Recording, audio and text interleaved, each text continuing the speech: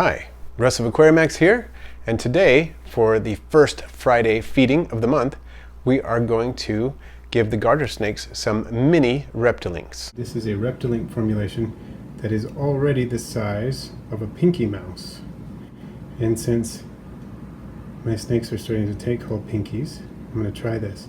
The difference in the formulation is that this is entirely composed of rabbit, where they're used to rabbit quail. So they've never tried this before. She does seem pretty interested in it though. Let's see what she does here. Wasn't sure if I'd have to scent the first ones with worms or not. That often seems to be a good way to try them with new foods because they love worms so much. But I think with just a little time, she'll take it. It's obvious she's flicking it and nosing it, which are always good signs. Sometimes they seem to like it when I wiggle it a little bit, and other times they don't. It's hard to say. But I think she's going to take it pretty soon here. She's getting a lot bigger. I don't know if you can tell. But they both, all three of them, have been shedding quite a bit lately and growing pretty fast. So that's been exciting to watch.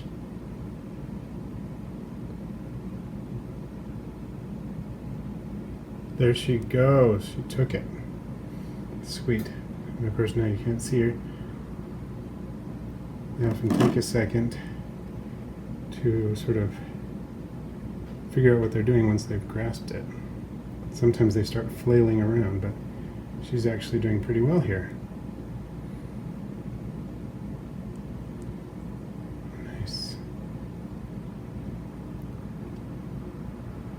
Been about a month or so since she's been able to take full pinkies, and I don't think she'll have any trouble with this at all. I will probably continue to offer pinkies as well. What I've been doing generally is alternating. Once a week they get a pinky, and once a week they get a Reptilink, and I do throw worms and tilapia in there for variety. But obviously she's got a pretty healthy appetite. You can see her color's good. I'm really liking the color as they come in. I don't know if I've ever clarified on a video before that this species is Thamnophis sirtalis parietalis, the red-sided garter snake, which is a different subspecies from the Thamnophis sirtalis infernalis, the California red-sided garter snake. So their colors are a bit different. This one, for example, doesn't have the reddish head, but it does have the reddish orange markings all along the side of the body. And I think they're absolutely gorgeous snakes. I love the very vivid dorsal stripe as well. Really, really beautiful snakes. And she seems to be doing okay. I think it's endlessly fascinating watching snakes eat. I've had snakes now for, how long has it been? It's been well over a year since we got our corn snake, and every time snakes eat, I just find it completely fascinating watching them with their specially adapted jaws. You know, once I believed the myth that they actually unhinge their jaws, but that's not true. They just have very, very flexible jaws, and of course their two bottom jaws are not attached by bone. They're just attached with a ligament so that they can stretch there, but they have very flexible bones in their jaws. You can see here the alginate casing. It's different from the collagen casing the other Reptilinks use, and it just helps bind the Reptilinks together.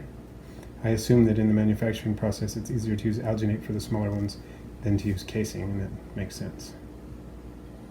So don't worry if that looks like ice or something. That's not what it is. I make sure these are thoroughly thawed before I feed them.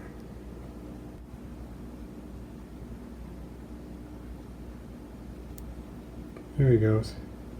See, Houdini is still a little smaller than the other two, so I just took a portion off of one of them to offer him. He may actually be able to handle the whole thing, just probably not at once. But he seems fine with this piece.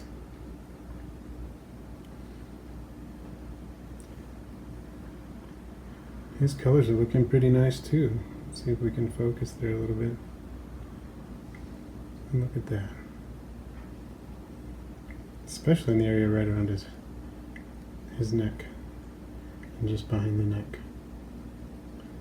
I believe he just shed within the past week or so. I think all three of them have shed within the past 2 weeks. Looking pretty fantastic.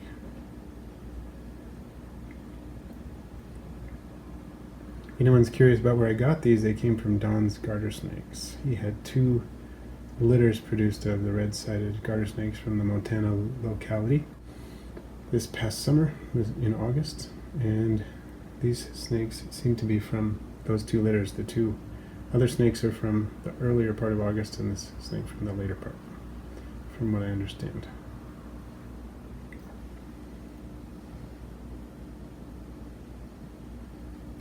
You can see a little bit of the rabbit fur sticking out of the Reptilink there.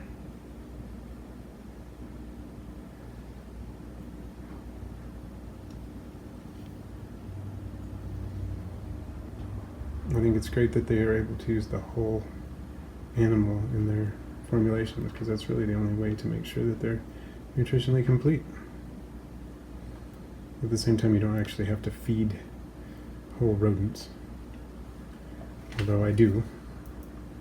It's not 100% necessary when you have a diet like this. I think the variety is still beneficial, so I do offer them.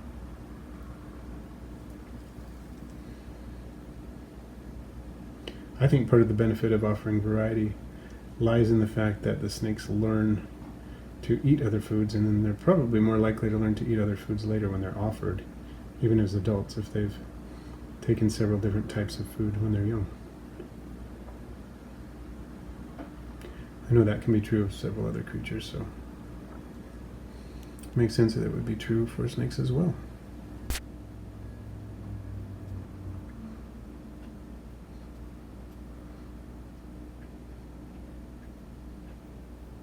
I want to take a second to thank our Patreon supporters. There are a lot of opportunities opening up for the channel based on your assistance, so I really, really appreciate it. Thanks for watching today. I post videos every Wednesday and Friday, all on aquarium and vivarium pets.